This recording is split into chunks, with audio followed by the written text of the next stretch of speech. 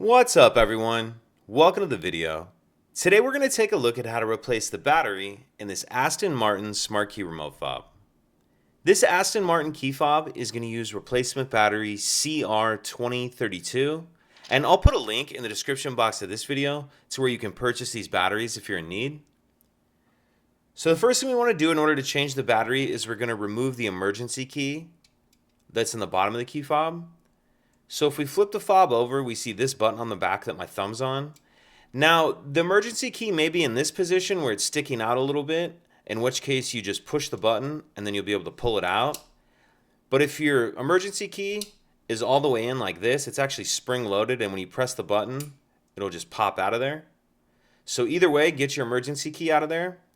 And then we're still holding the fob with the buttons facing down, and we're going to take a look at the bottom of it, the end that this key just came out of. And in the middle of this space right here, you can see there's a little bit of a notch. What I'm going to do is push my emergency key straight in that notch, and as I do that, it's going to pop this back cover up. So push it in there, and you can see it pops that back cover up just a little bit.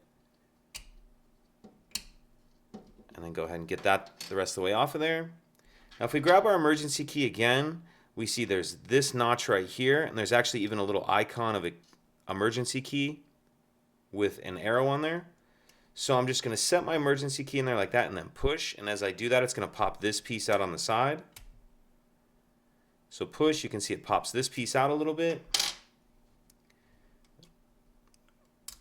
Go ahead and pull that tray out of there. Now we see our battery right here, and this is just sitting in this tray.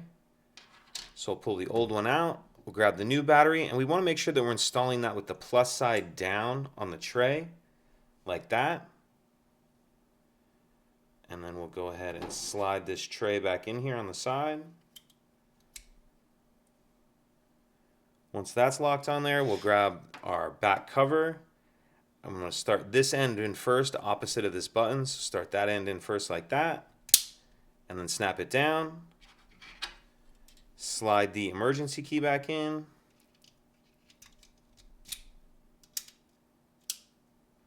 And that's it. If you could take a second to like and subscribe, it helps us out, and I'd appreciate it. Thank you.